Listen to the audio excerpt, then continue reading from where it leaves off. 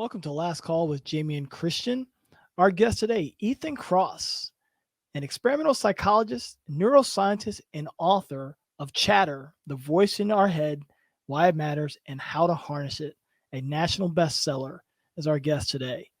He specializes in emotional regulation. He's also a professor of psychology and management at the University of Michigan and a director of the Emotional and Self-Control Laboratory there. I love this pod. Excited to share with you all Ethan Kross. Ethan, how are you today? I'm great. So great to see you again, Jamie. How's everything going on your end? I'm doing great. I'm so excited to have you on our platform here. I just keep going back to our interaction. Ethan and I had a chance to meet at Brian Levinson's. He had like I don't know, they called it a retreat, an intersection retreat. And we had a chance to be in small groups together. And I keep going back to our conversation that we had there with the GM for the Chicago Bears. And I'm like, man, I need to get more from Ethan. So I bought his book, Chatter, which is an excellent book. I think all my coaching friends need to be reading or listening to this book. It's really excellent. I'm excited to have you on the pod here today, Ethan. Well, I'm delighted to be here. I remember that conversation really well, and what an amazing event that was. For listeners who may not be familiar with it, it was this meeting between folks in sports, management and coaching, as well as scientists and writers. It was a small group of us, and we had nothing to do for an entire day. The only thing we could do was talk to each other about points of convergence, and it was just super fun, and I got a lot out of that meeting. So it was just, when you called to get me back in here, I was delighted to do it. Yeah, and I saw you get back and you sort of before you go, it's a big deal. We're not going to put all the names out there because it's supposedly confidential. So, but we go in and you read the profiles of everyone there, and it's almost like overwhelming going in here. And, Oh yeah, everyone to a T was like, what can I bring to the table to this group of people? And I thought it was a great collection of people who had different ideas, different ways to attack different problems. It was just such a unique experience. and one of my favorite memories of the event was that there was such humility on both sides of the equation, like the writers, scientists, as well as the sports folk. And what immediately became apparent was that we're often dealing with many of the same struggles, even at a pretty high elite level. Like we're trying to figure out how to manage our emotions and how to help people on our teams do the same. And these are perennial challenges. And hearing about what the science has to say on the one hand, and then also on the implementation side, what coaches and GMs are doing with their players to bring that science to fruition in the real world. Boy, was that a great cocktail of people to enjoy. Yeah, I felt like as a college, I was the only college coach there. And we had it was probably 20 of the very best people in their fields. And I'm a fired college coach getting a chance to listen to some of the very best. And I feel like I had such an advantage in the room because in college, you control your environment, you build your environment. And at the pro level, they're all sort of trying to figure out ways to implement the science into what they're doing. And they're all fighting against these misnomers that have been around us forever. And that's an incredible challenge is they now know the science. How can you now go and implement it? Totally. And I think this is something that we scientists don't do enough of. It's really easy for us to retreat into our labs, which like you in college sports, like this is an incredibly controlled environment that we literally build. Like when I moved to Michigan, so I work at the University of Michigan. I run this lab called the Emotion and Self-Control Lab. I literally met with architects to design the lab and have cameras put in all of these different places, and all these things to make sure that I can control every single aspect of the environment, so we could get people's emotions amplified or downregulate them. And we learn a lot by doing experiments in controlled environments, but where the rubber really hits the road is what happens when you take the science into the real world to see how can we use it to, in my case, what I'm most interested in is how do we help people learn to manage their emotions, to be more mentally fit, if you will, and succeed on the court or in life. And the real world's a lot messier than our controlled environments. And so just hearing about what folks are doing was really interesting. Yeah, again, let me reset. We're meeting with Ethan Kross. author of Chatter, The Voice in Our Head, Why It Matters and How to Harness It. This lab, I was like fascinated by this when I was doing research about this, because I feel like the lab and the implementation of this lab is so important. What are some things, and we'll get to the book and all this other stuff, great, but what are some things that you've learned when building that lab that you've kind of seen be able to come to fruition? That's a great question. So, one of the things I've learned is just how important asking the right kinds of questions are about emotions. I mean, every study we do takes an enormous amount of time to actually execute. To an outsider, it may seem like, oh, they did, these guys did an experiment with a couple of hundred people, and um, that doesn't happen in a week. That's usually years and years of planning and execution. And so, thinking really hard at the outset about, hey, what is this issue that I'm going to devote all this time and energy to trying to explain? That's really important. And the heuristic, or the little shortcut that I've come up with is, in order to do something, it's got to have the potential to do one of two things: either really advance our understanding of how people work when it comes to their emotional lives. Right, so there are a lot of mysteries surrounding our emotions and how they operate. So can this research that we're thinking about doing, might it really shed new light on how emotions work and how they can be controlled? Or I should say, or can this work that we're doing, if it's successful, does it have the potential to help us help other people manage their emotions in daily life in some profound and important ways? And so, before we even start doing work, we've got to make sure that that's the ultimate. If we're successful, that we can check one of those two boxes, and sometimes even two. And that makes it really fun and exciting, because it always feels like we're working on really big and important problems. The other thing we've learned over the years, or that I should say I've learned over the years, is that it doesn't matter who you are, rich, poor, doesn't matter what ethnicity you come from. We are all struggling with our emotions. Emotions are these unbelievable tools that we all possess. Some people think that you should only live a life governed by feelings of joy and happiness, right? This toxic positivity movement. We should always be happy, forget, no more anxiety, no more sadness. That is not a possible nor desirable, because all of our emotions, including the negative ones, are tools. They serve a function. When I get anxious before a big event coming up, like that's useful, because that motivates me to focus on that experience and prepare for it, in the right way. When I experience some anger, when there's some violation or injustice that's committed, that anger, that can motivate me to correct some wrongdoing. So negative emotions, when experienced in the right proportions, really, really useful. The problem is, of course, that those negative emotions get triggered in ways that end up being dysfunctional. And that is something that we all struggle with. We've been struggling with it, I would argue, since the dawn of time. These are what I call Adam and Eve problems. If you think Mhm. about, Adam and Eve, and should you know, take the apple or not, kind of thing, the snake. Um, and that's pretty powerful, just knowing how long we've been battling these issues. And the good news is, we've learned something about how to manage them. Yeah, I always say like happiness is a moving target, but also a sadness, right? And Totally. so being able to recognize where we are in those moments, should happiness be the end goal?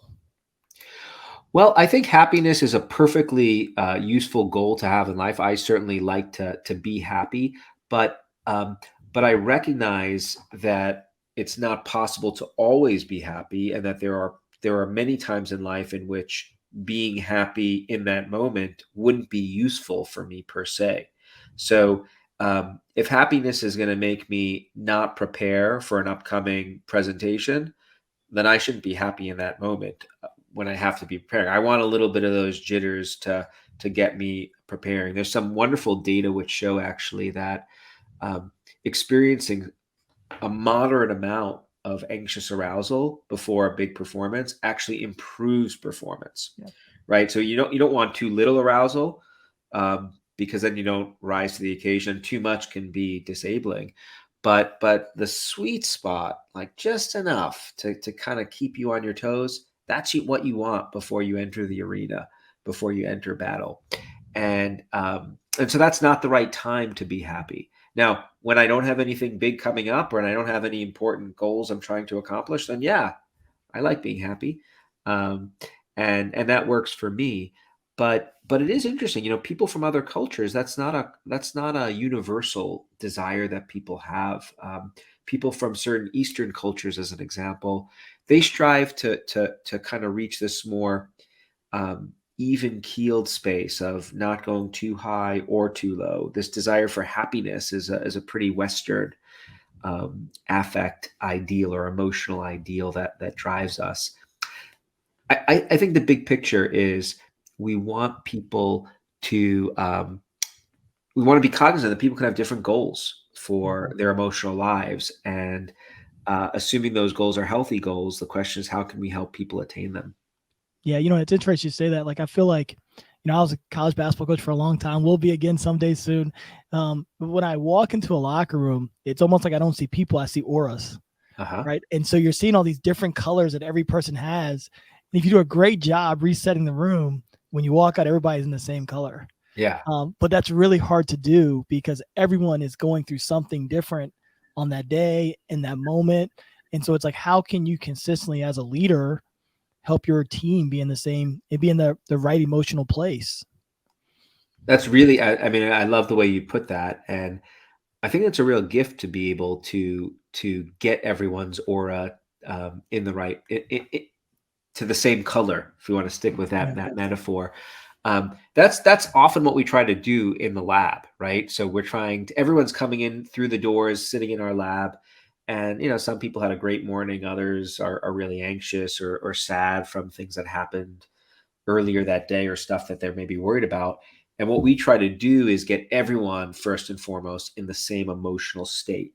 Now, there are some tools that we can use to do that, and I'd be curious to know if you use some of the same ones. As an Yeah. example, you can get people. One way to tweak people's emotions is through music.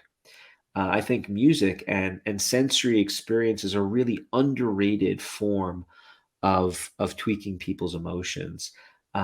Listening to the right music can very, very quickly and effortlessly activate different emotional states. I actually use this to my benefit recently with my daughter, who who's playing soccer, and I'm an assistant coach here, not anywhere in your territory, but it's kind of thing that I love doing, and I look forward to my daughter's soccer games each weekend, like the whole week. It's just super fun to watch her play. And she wakes up and Saturday morning, and she's kind of like just dragging along, not into it. I'm bursting with enthusiasm, and she's beginning to bring me down. And we get into the car, my wife and that daughter and another one, and I decide I'm going to put on some pump up music. And so I put on a song, and it's Journey's "Don't Stop Believin'." It's a pretty popular one here up in Michigan. We play it at the games, Mhm. and I mean the transformation that happened within a few minutes of that song was remarkable. Like everyone is singing and bopping their heads, and we pull up to the game. We're a little late, and she just like darts out the door, scores 8,000 goals, and it was great. But what the point here is that sensory experiences, things that we see, sense, sounds, these are gateways to our emotions. And if you're skilled, if you're aware of this, you can pull those sensory levers in the mind to help people feel different kinds of emotion. So some kinds of music pumps us up, others can really like bring us down. And so that's one thing we do. We also have people watch videos of sad or uplifting moments, have people think about painful experiences from their past or imagine future conquests. These are all tools we use in the lab to modulate people's emotions. Do you use any of those in the locker room? I'm like all over this stuff. So, I mean, I'm like, we always talked about this thing, mental, emotional, and physical. We always talk about like the three brains. I know that's not a Yeah, real thing, but we spend a lot of time talking about that. And we actually would do like a presentation about how you want to you want to be able to balance it out, whichever way you need to balance it out for whatever moment it is, right? So you have your mental brain. That's sort of how you respond under pressure, with things that you know how to do, right? I mean, those things are pretty simple. I always say this, I guess I should start this way. We always talk about mental, emotional, physical brains. The physical brain is the easiest one for us to teach. We often overteach that. Players lean on that one way more than I'm going to take 1,000 shots every day when you probably only need to take 500. You're ready to play in the game physically. You're totally. conditioned. You're ready to go. We often lean on that one the most. Do I feel like I'm ready to go? And so we talk about that. We're going to be ready. You're going to practice 300 times this year. We're going to go this many workouts. We're not as worried about the physical brain as that, but the mental emotional are really important ones. And so the emotional brain is basically what your specialty is in. And it's like, how are those emotions wavering up or down, and how that's going to affect our performance or our outcome. And what we always talk about is what happens is, if your mental brain isn't in check and your emotional brain isn't in check, then it leads into the physical brain. Totally. Right. And so suddenly now the plays that I've made over and over again, I'm not able to get to. So we talk about, actually, you talk a lot in your book about rituals. We often sport climb routines, but we spend a lot of time actually trying to help each individual player come up with a routine or a ritual that puts them, and players fight this. They don't want to be put in between the lines. And I actually think it's one of the most important things that you could do as an athlete is, I used to listen to country music or gospel music before the game because I didn't need to get pumped up. I'm a highly intense You need personality. to be. I need to come down a little bit, I which love it. people don't always believe because I'm like very mild mannered, but I can be really excited. But it's like each person at locker room has to know what they need to do to get themselves ready to go. So here's what keeps me up at night, and in a good way, because it's exciting to me. I find it remarkable. So to use this distinction in the physical, mental, emotional, of course, we spend the overwhelming majority of our time in athletics training the physical side of life. We've got elite instruction when it comes to skills, to conditioning, and so forth and so on. And I think when you get to the collegiate and professional level, in fact, some of the margins between different athletes on that physical side of things they're pretty small, actually, Yeah. like the talent. But we know, not only from our own anecdotal everyday experiences, but also now from lots of data, that the emotional side of life doesn't like sometimes bleed into the physical side. They're connected intrinsically. You Yeah. can't actually pull them apart. And yet, how many players in Little League, at high school sports, college, professional, are getting explicit instruction to the same degree when it comes to their emotional side of life, the same degree as their physical side? How many people know what all the different tools or exercises there are to train their emotional mind, to get their mental fitness level up to be on par with their physical fitness? I think we do some things like pretty good. Like we do teach routines and rituals, and certainly mindfulness, meditation, and yoga has penetrated into professional and collegiate athletics. But those are two tools that really just scratch the surface. We know a lot about many more tools that exist. And there's a bottleneck between getting that information from my world into your world. And I think there's a huge opportunity there to do that in a way that could help uh, players not just perform better, but perform better and live happier lives, better lives. Yeah, it's one of the best things about your book's excellent. One of the best things I think about it is you show your work at the end, where you got your information from, how you found it, and with really good detail. And there's a toolkit at the end that everybody can use you can access really simply. I love that sort of structure. I, like you, I have a young son. He's 10 years old. He's involved in youth sport. And I'm amazed that now part of it is I don't think the people that are teaching it, they do a great job of the physical. That's easy to learn. I can watch a video. I can take stuff from my past, but the mental and emotional part is so ignored. Totally. And I actually give out books to coaches, and anytime my son joins a new team, the only thing I ever put in there, because I'm a coach, so I'm not going to coach the coach or say they should be doing this or that, but I always put in a book or two that, hey, everyone here should read this book.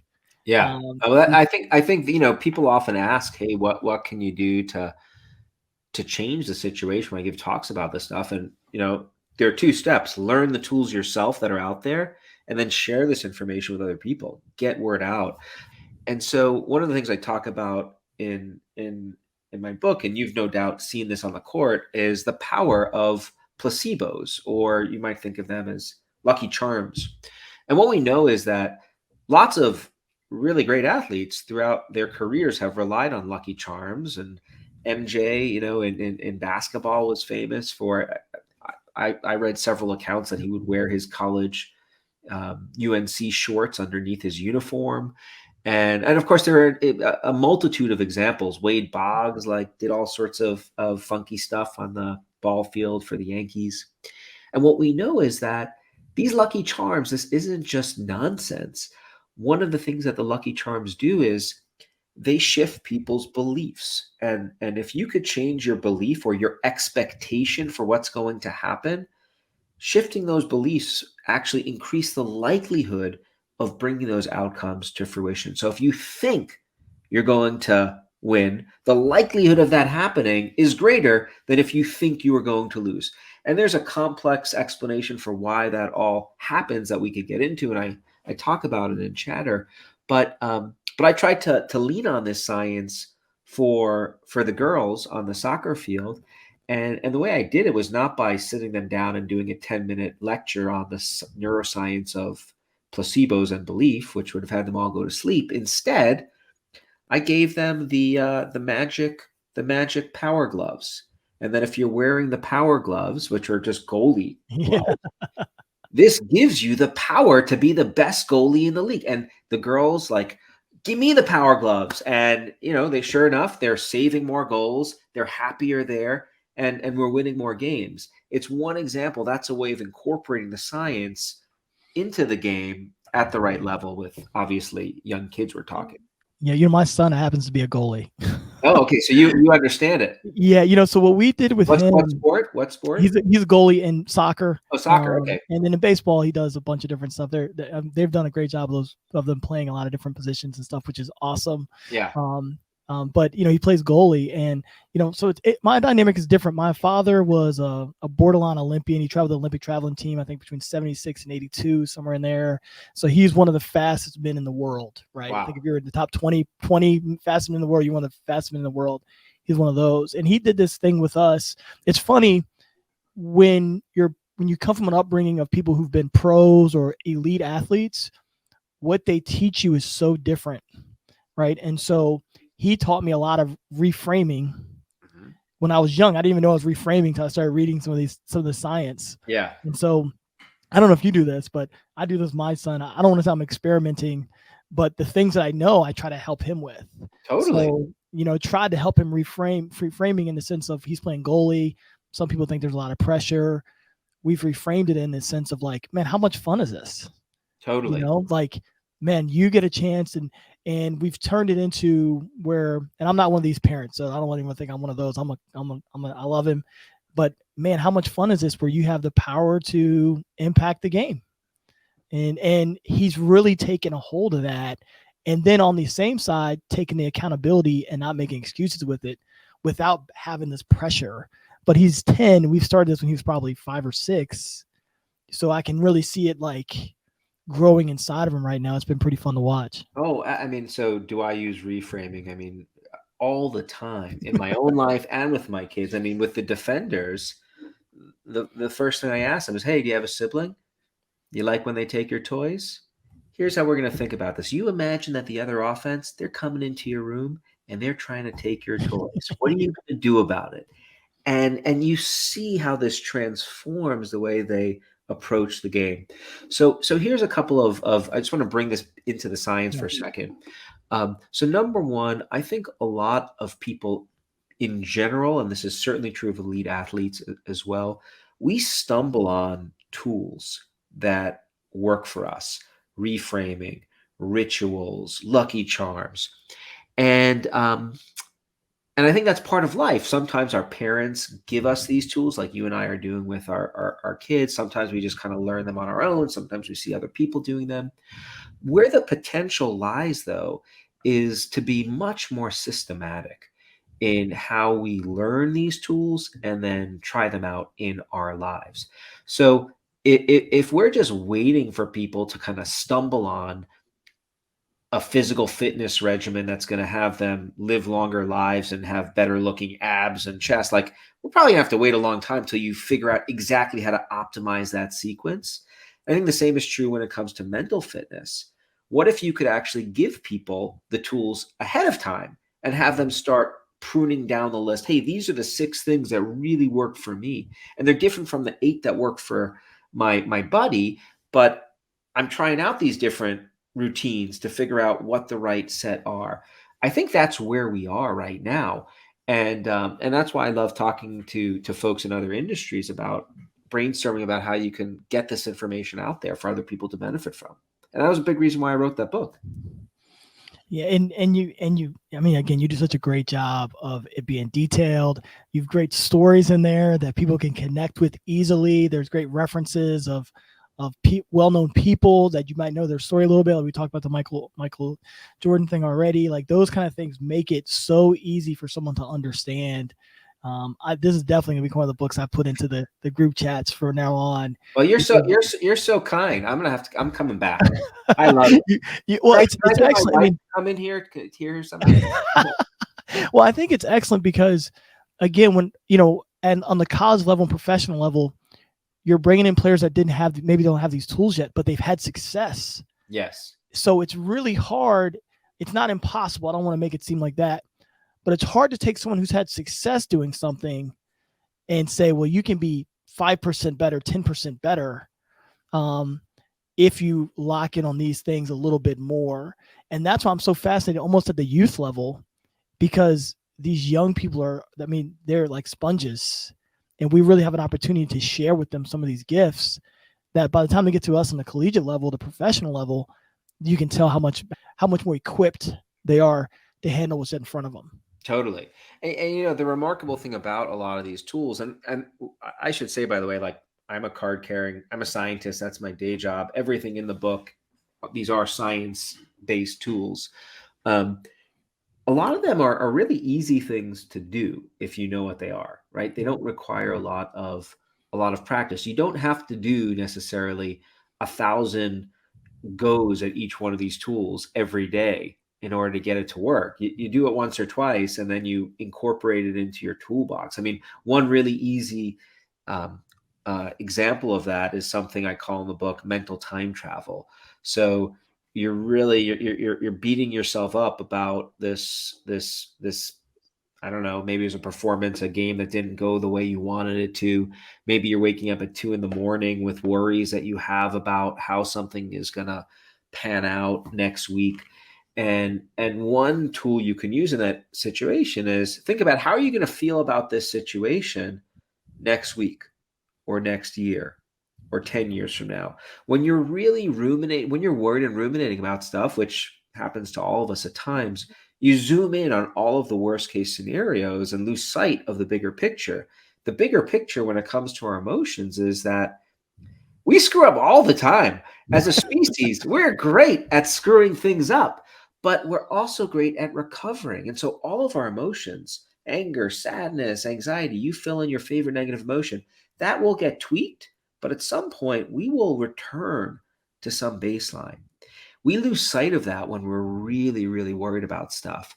And just reminding yourself about it in the moment often takes the temperature down in ways that allow us to deal with the situation more objectively and feel better. That's a really simple thing to do if you know what to do. So when I wake up every 4 to 6 weeks, I will share this with you. I don't think I said this at the retreat, but every 4 to 6 weeks, I will wake up at 2 a.m. It is always 2 a.m.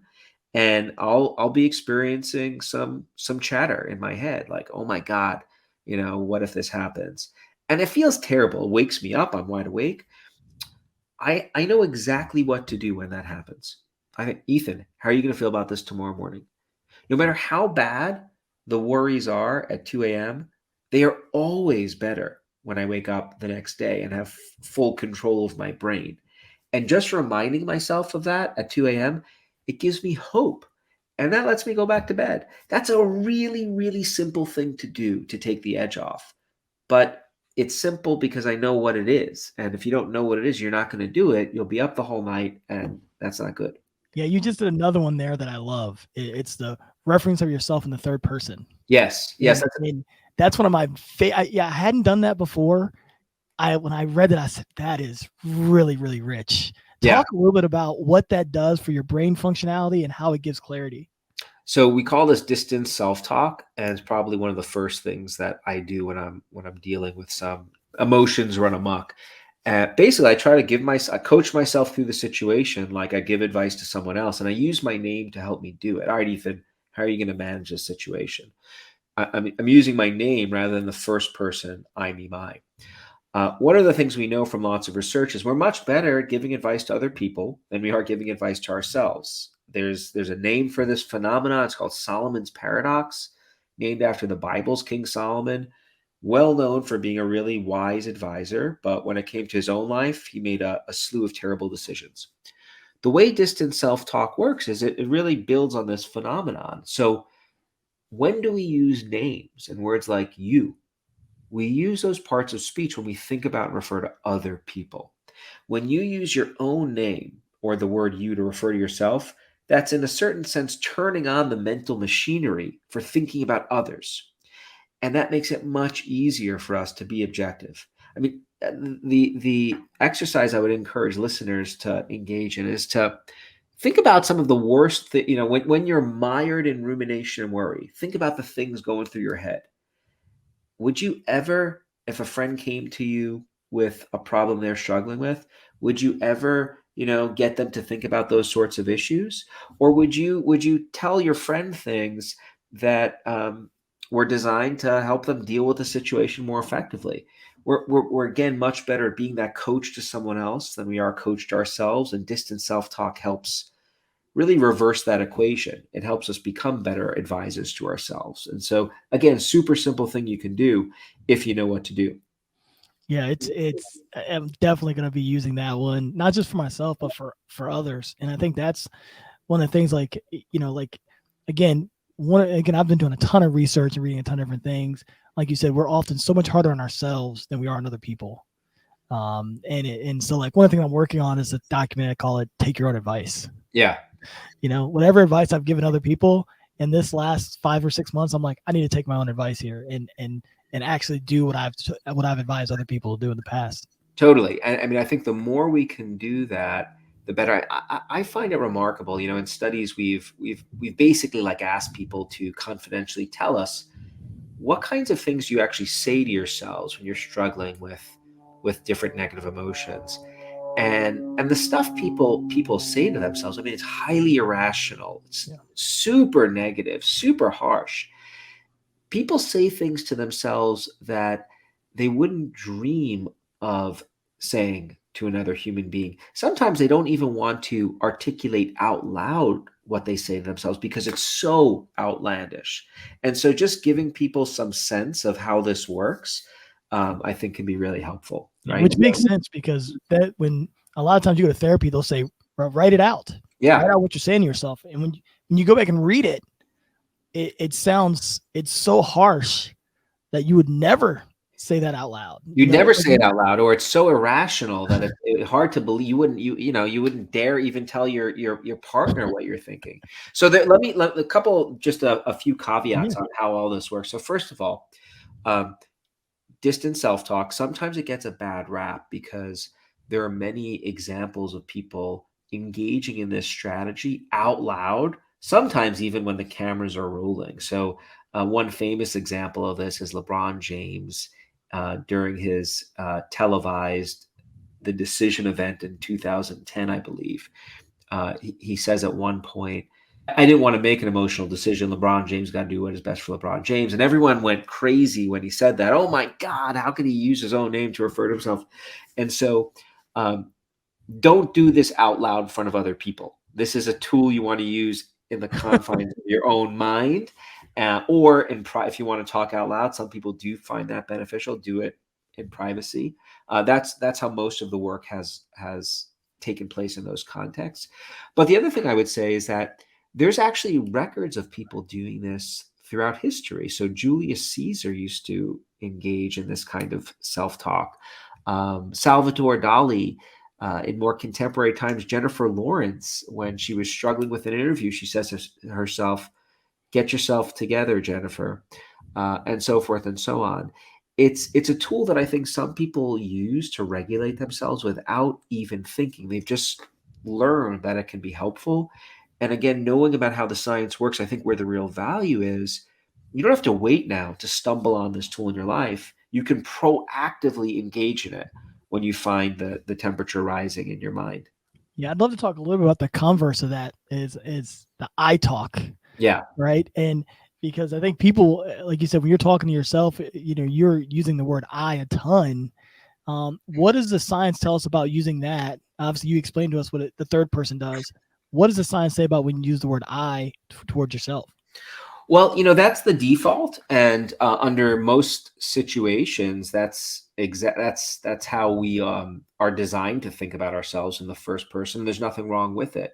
So, really, using your name and the second person you, or distant self talk, um, this is something that you can use as a kind of escape hatch when you're dealing with adversity. There are some studies which show that when you start thinking about negative experiences in the first person exclusively, that can predict things like depression and various kinds of negative mood conditions. And so the idea is we want to be flexible here with how we engage in self-talk. Self-talk comes in all different kinds of varieties. And what to me is so interesting is be careful with the words you use to refer to yourself when you engage in self-talk, because they can make a difference. If you're thinking about a positive event in your life, or you want to savor a victory or conquest, use I. By all means, I, me, my. When I'm thinking about, I was telling you before, I think we started recording, that I just got back from New York for a vacation I had with my family. If I'm thinking about that experience and going over what happened, I'm all first person, right? Because that felt great and I want to savor that experience. But if I think about if I want to work through some of the negative things that may have happened, that's when I want to shift to using my name. Yeah, I would try to do this practice where I can't remember where I picked this up at. Again, I'm like reading so much stuff and trying to learn a ton of stuff. But when someone's sharing something painful, Yeah. and they're saying I, whatever, saying back to them, don't talk about my friend that way. Yeah. Interesting. Yeah. As that's like, nice. Is that an example of a reframe? Well, I think it is, because it makes it clear that they're being really harsh on themselves, and you're standing up for them. Another example of language in those kinds of contexts is when I have a student or team member who is experiencing some difficulty. For us, it tends to be papers and grants that are rejected. Rather than saying, "Hey, you need to fix this," it's about we. I make it we. So how are we going to deal with this? Even if I'm not directly involved, what that's doing is it's shifting the burden. It's not just about them. It's about I'm part of this now too. So I'm getting more immersed in their world, and they're getting more distanced from what's happened to them. And that I find to be a pretty useful tool for negotiating difficult interpersonal issues. I want to talk a little bit about, you have a chapter in your book called Outside In. Yeah. And the environments that we're in and how that affects how we see ourselves and how we then respond. I'd love just to talk a little bit. I mean, you talk in the book, you talk so much about an urban setting. I believe it's in Chicago, where one oversees a courtyard and one oversees, Chicago, the city of Chicago we would think of, and how the different perspectives. I feel like that is, going through COVID and what we're kind of all balancing, coming back out of, we're still experiencing it. I feel like that really hit home for me, a guy that was working in an urban setting at the time. Can we talk a little bit about that and just how the science has shown the environment and what it does? Yeah, this is one of my favorite chapters in the book to work on.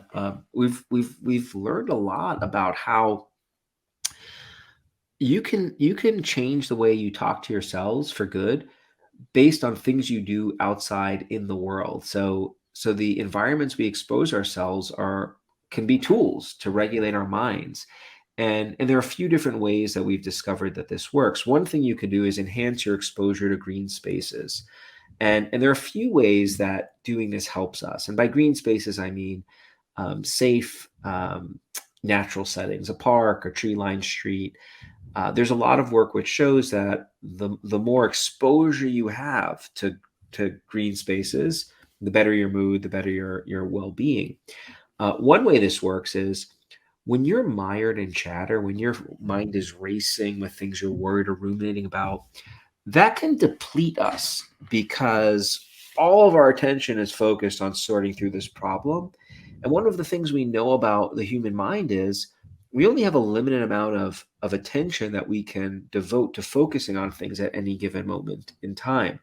As one really powerful example of this, I'd encourage listeners to just think about a time when they read a couple of pages in a book. They're totally confident they read the words, but they get to the end of the chapter and they don't remember anything that they've actually read. I'm going to guess this has happened to you before. Absolutely. I have yet to meet a person who it hasn't, right? And this is because attention is limited. So if the bulk of your attention is on something else, that makes it hard for us to think and focus on the things we often want and need to do. And this is true of athletes on the court as well. What nature does is it helps recharge our attention. Um, we are surrounded when you go for a walk in a safe, natural setting. We are surrounded by interesting things that just gently draw our attention towards them. So, bushes and trees and so forth. And we're not like really carefully studying those surroundings. It's not like we go around on a walk in our neighborhoods and take out our magnifying glass and study the geometrical structure of the leaves. We're just kind of taking it in the same way that you might take in the music of a street performer while walking down the streets of a busy city. It's happening in the background. But the process of our attention gently being drawn away from our problems and onto our surroundings, that gives us this opportunity to recharge and restore so that when we're done with the walk, we have a lot more attentional energy, if you will, to deal with the problems that we're facing. So that's one way that nature can help us. The other thing it can do is it helps put our problems in perspective. Um, and it helps do this by giving us opportunities to experience the emotion of awe, which is the emotion we experience when we're in the presence of something vast and indescribable, something bigger than ourselves. Nature isn't the only place you could experience awe. When I was in New York last weekend, I looked up at these skyscrapers and I experienced it continually. But nature's filled with a lot of awe-inspiring images, beautiful things, flowers, trees that have been living there for hundreds of years, and so forth and so on. What happens when you experience awe is we experience something called a shrinking of the self. We feel smaller when we are contemplating something vast and indescribable. And when we feel smaller, so do our problems. So it's a way of putting our problems in perspective. And so those are a few ways that a simple walk can actually have cognitive and emotional benefits. And I can say like that research has changed the way, this is going to sound extreme, but it's true. It's changed the way I live my life. And what I mean by that is I for the past several years now walk a different way to work each way I go in because I walk to maximize my exposure to green spaces. Um, I've changed the way my office is set up at home so that the windows face so that my views face out and onto green things rather than the cement driveway. And I think these things have certainly helped. Yeah, it definitely impacted me. I'm now taking my wife went back to work today, so I have my 5-month-old son, and so I'm writing out the schedule what we're gonna do every day. And I was like, we're gonna take a walk outdoors every single day. Probably because I read that and I was like, that makes so much sense. I've been going through. One of the things that happens in basketball, right? There's all these trends that happen, and maybe in life there's these trends that happen. But with the COVID year, That's like such a different year, right? And so when I went back, I said, let me look and see. I heard this, I listened to it. I said, let me go back and see who played the best college basketball that year. Mm-hmm.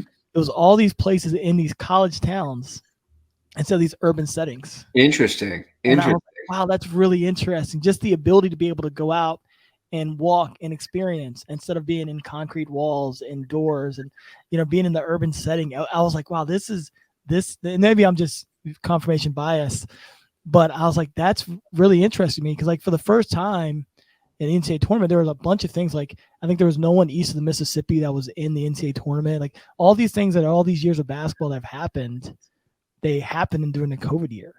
And again, I thought that was like really interesting. And during the time we talked a lot about it, but to hear that is a major factor has been kind of interesting. Well, and just to kind of give this even a more credibility. So like the science that this summary I just gave you is based on is published in some of the best journals in all of science. And I have to admit, I came into this work as a bit of a cynic because I grew up in a very urban, densely populated area with very few trees. Brooklyn, New York. There's a famous book, "A Tree Grows in Brooklyn," to note just how infrequent green space was. I lived in New York City for a long time, and it was just wild for me to contemplate how powerful these green space exposures could actually be. But the research here is really, really strong.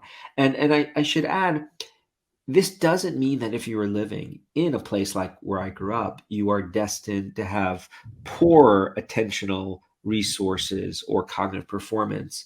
Um, there's research which shows that even small exposures to green spaces can make a difference. You can even watch videos of natural settings and benefit from those as well. So there's a lot of flexibility that people have to give them a dose of green fuel, if you will. Yeah, really interesting. I mean, I encourage people to really do more research and look into it. It's actually going to change the way I take my next job. Like I think it's that important, especially with my demeanor and how I like to interact. I think it fits sort of this green space sort of operational how people like to operate within those. Because I do think the perspective is different depending on where you live. Another thing you hit on that I think is really positive. Obviously in basketball culture and sport, you have all these people around. Every recruit has six to 10 people around them.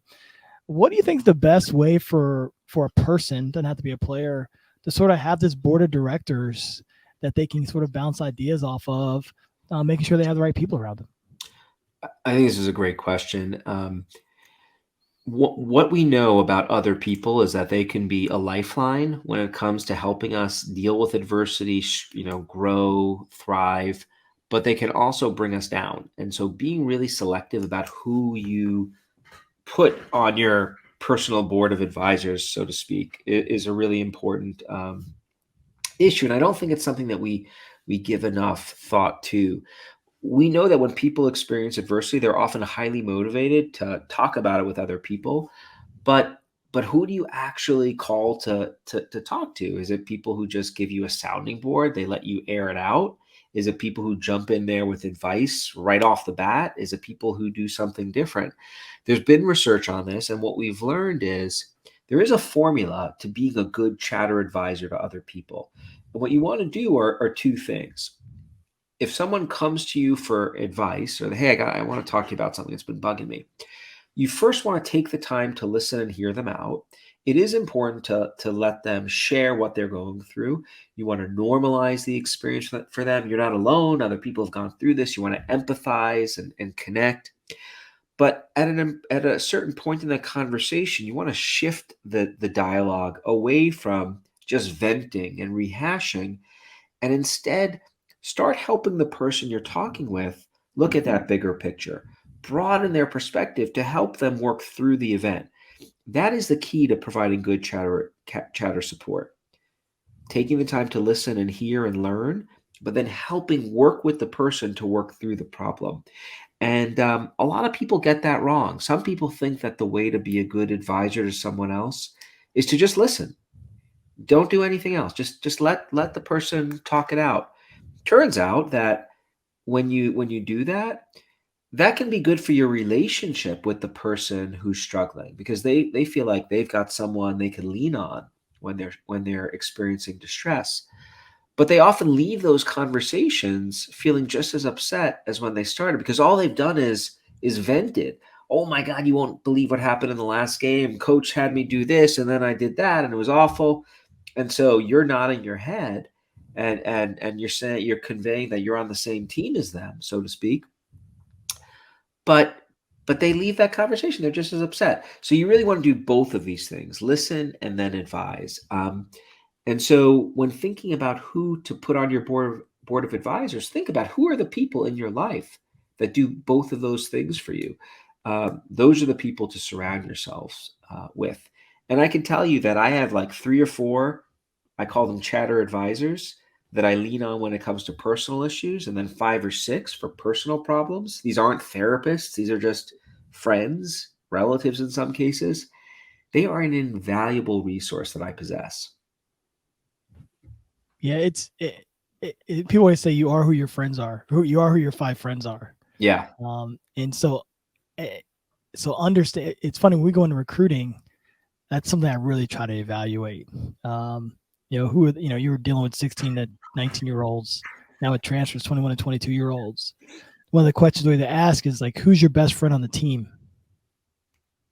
Great question. You have really good understanding.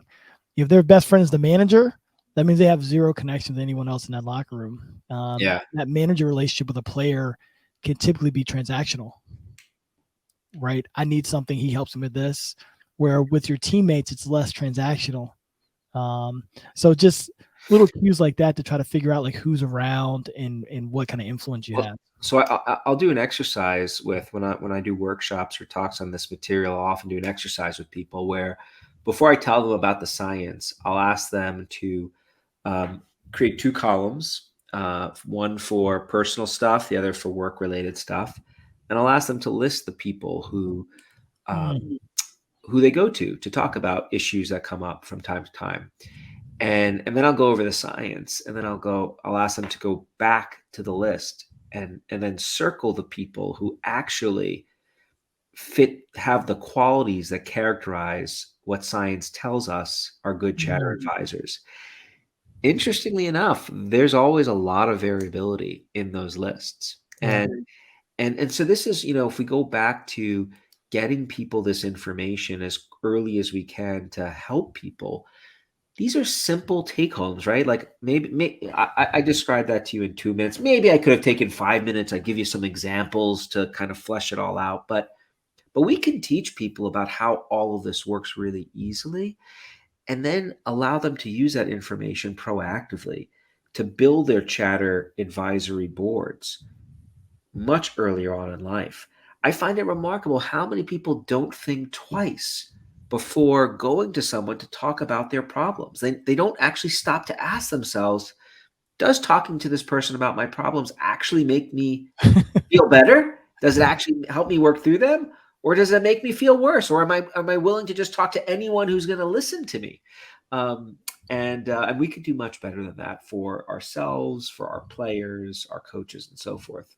Yeah. So much of communication is knowing what you're asking and what you need. Totally. Right. And whatever temperature you go into a conversation with is usually the temperature you come out of it with. So really having a clear understanding of like the people and can they help me with this problem or not?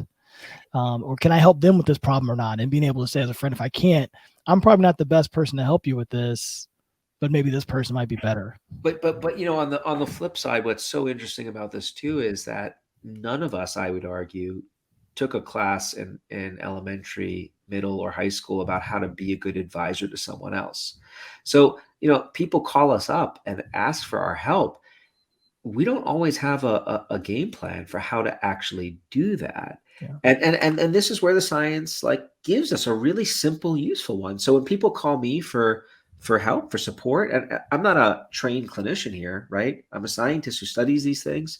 When buddies call, I know I should hear them out, take the time to learn about their situation, and then when I see my opening, I'll offer them, hey, so I have some thoughts. Can I share with you what I'm thinking? Or this sounds to me like something you dealt with a year ago. How did you manage that situation? Can you do that here? So I'm being really deliberate about how I steer that conversation. So I'm not just haphazardly throwing darts to help my friend get better. Yeah, this past year we became really, really intentional about how we're going to communicate. And I love where we're going with this because we're bringing in players from other programs, transfers. We're guys have all different kinds of adversity they're coming into. And I think another thing that organizations don't do, we try to do this on our onboarding, is normalizing how we're going to communicate. Yeah. Whether you're upset, you're mad, making like these are the ground rules of how we're going to communicate. So when you're mad, you can say, out of all due respect, whatever it is, and then you can go into whatever you need to go into. But trying to normalize how we're going to be able to do this, because so much of this is environment that we're growing up in. And again, like we talk about our children, if you're in an environment where you're not learning your emotional cues, it always ends up in a blow up. Instead, along the way, there should be some steps along the way. Like we should be taking a class on, like I feel like I was basically teaching a class on friendship and camaraderie, right? Instead of like boxing out, it was much more about human dynamic stuff that we just don't teach. We don't teach it, and I think we should. If you think about the frequency with which we rely on those kinds of skills, friendship, emotion regulation, and things of that sort. We rely on them every single day. I mean, I will often joke, but I genuinely mean this, that I remember spending like a lot of time learning how the digestive system works in high school. And like peristalsis was something I still remember, like this how you get food from one hole to the other, like fascinating. But how many times in life have I had to rely on that knowledge? Right. But twice. I will tell you what they were. And don't worry, this isn't going to be TMI or gory, but both of my daughters independently asked me at one point how it's possible to swallow food when you're upside down. All right, peristalsis. Right? Twice I've relied on that information, and I learned about it like 3 times growing up. Middle school, high school, and college. Managing your anger, managing your anxiety, optimizing happiness. Like these are goals that we have. We try to fulfill these goals every single day. And we don't spend any time formally teaching about it. So instead of the formal teaching, what happens is the informal teaching, which is often socialization, which means our parents, then our friends, increasingly social media, and those different sources. Like there's no question that there are good insights that come from them, but it's really haphazard. It's not systematized, and there is a potential to do that. And that's something that I think is really exciting. What's a way, I'll be a head coach again someday. What are some things that I can do to create a structure from day one that helps with some of these things we're talking about? Well, I think it's as simple as number one, conveying to players why this matters. And if you want to know why this matters, like I forget what chapter it is, but like there are reams and reams of data which show that your ability to manage your inner life well, it predicts things like thinking and performance, quality of your relationships, and your well-being, your physical and mental well-being. So thinking, performance, relationships, mental, physical health, basically your ability to manage your emotional life predicts everything that we care about in this world, I would argue. So first, convey to your players why this matters and the incontrovertible evidence that supports those ideas. And then open up the toolbox. Just give them the tools that we have discovered. And there are a lot of them, right? Close to 30 that I talk about in the book. There are more beyond that. Just share with them these tools and start giving them the opportunity to practice using them. Model the tools for the players. We know that we learn not only directly, but observationally. So I do this with my kids all the time, right? I'm modeling these things for my kids. I'm constantly reframing negative experiences for them so they see, oh, when bad things happen, I can think about them differently in ways that make the day a bit brighter, and so forth and so on. So give them the tools, model them for the players, and really encourage them to the in the final step. I would say, if you really want to get technical here, create what we call implementation intentions, specific if-then plans that if I'm in this situation, then I'm going to do A, B, and C. If I'm in this other situation, then I'm going to do B, C, and Y. Those are specific plans that help ensure that players will use the tools when they actually need them. Ethan, you've been an amazing guest. I'm very thankful. We've got one last thing that we do here on Last Call. It's the end of the night. We may have had some beers or some cocktails. You've got a person on your left that's retired. You got a person on your right who's still active and moving. Can't be any family. Who do you have on your left who's retired at the end of the night? Who do you have on the right that's still active in whatever field you like? Oh, what a great question. Who's retired? Can it be someone who's dead? Yeah, absolutely. Okay. It'd be my advisor from graduate school, Walter Michel, the Marshmallow Man. He was the guy who developed the Yep. marshmallow test. What's the marshmallow test for adults? It's not one thing, choose your favorite vice. Other people, sex, drugs, you name it. So Walter would be on my right, and probably my agent, Doug Abrams, would be on my left. He's still in the game and just a bastion of really great life wisdom. So that would be my team. I love it. Again, our guest today, Last Call, Ethan Kross, the author of Chatter, The Voice in Our Head, Why It Matters, and How to Harness It. Ethan, how can my fan base find you? They could check out my website, www.ethankross.com. Links to everything we talked about and lots more there. Ethan, thanks for joining us on Last Call. Hey, super fun. Thanks for having me.